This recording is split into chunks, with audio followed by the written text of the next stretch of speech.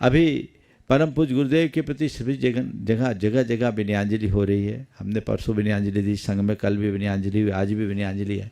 एक विचार आया है कि आचार्य गुरुदेव की विनयांजलि साधारण नहीं होनी चाहिए। पूरे विश्व में आचार्य विद्यासागर को मानने वाले लोग हैं, उनके अनुयायी हैं, उनके प्रति श्रद्धा रखने वाले लोग।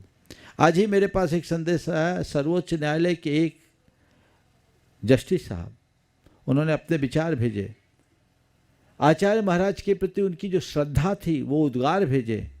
तो मैंने चाहा है कि ऐसा एक काम किया जाए, एक उपक्रम किया जाए कि पूरे देश नहीं विदेशों में भी जहाँ जहाँ जैन समाज, जहाँ जहाँ आचार्य विद्यासागर को मानने वाले लोग हैं, चाहे वो जैन हो या अजैन, हर व्यक्ति 25 तारीख की एक तिथि में, जो निश्चित तिथि सब तरफ से संघ की अनुमोदना भी इस कार्य के लिए 1 बजे दिन में, या आप कहीं सुविधा से अनुसार आगे पीछे कर सके, ये विनयांजलि सभा रखे।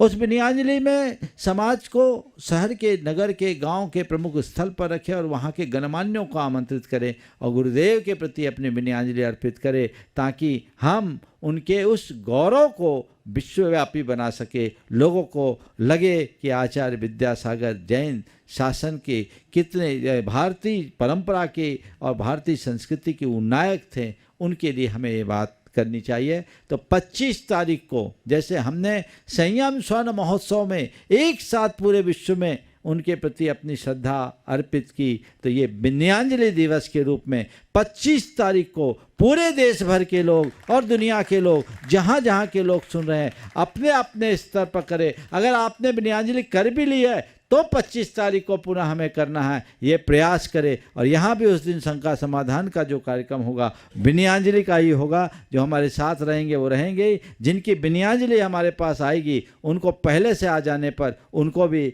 यहाँ पर सेलेक्ट करके उसे आप सबके बीच प्रसारित किया जाएगा। जो प्रमुख लोग होंगे, जो देश के जानी मानी हस्तियां होंगी, उनकी विनयांजलि से लोग अवगत होंगे। ये हमारे लिए एक अवसर है परम पूज्य गुरुदेव के व्यक्तित्व को जगत व्यापी बनाने का। कल सुधा सागर जी महाराज ने एक बहुत अच्छा प्रस्ताव रखा, मुझे बहुत हर्ष हुआ सुनकर कि उन्होंने कहा कि प्रधानमंत्री जी ने जो श्रद्धा आचार्य गुरुदेव के प्रति प्रकट की है वो अभूतपूर्व है। ये उनके संस्कार का द्योतक है, लेकिन उनका संस्कार संस्कृति में परिवर्तित हो, इसलिए उन्होंने एक भाव रखा था कि आचार्य गुरुदेव को भारत रत्न के सम्मान से सम्मानित किया जाए।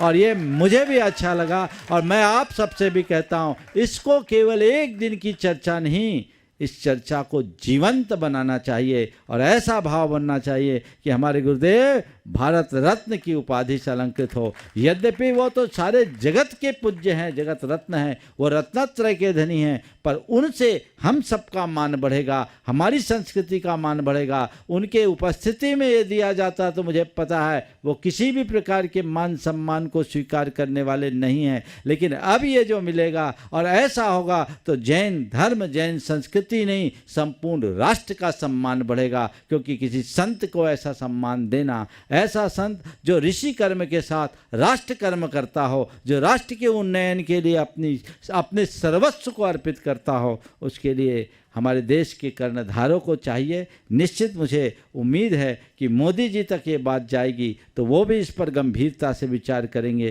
क्योंकि उन्होंने खुद अनेक बार सार्वजनिक रूप से प्रकट किया है कि आचार्य गुरुदेव के प्रति मेरी गहरी निष्ठा है। तो उस निष्ठा की अभिव्यक्ति इसी रूप में की जा सकती है और मैं समझूंगा कि यही भारत सरकार की गुरुदेव के प्रति बहुत बड़ी विनयांजलि होगी। ये भी प्रयास करना चाहिए और इसे सर्वत्र प्रसारित करना चाहिए।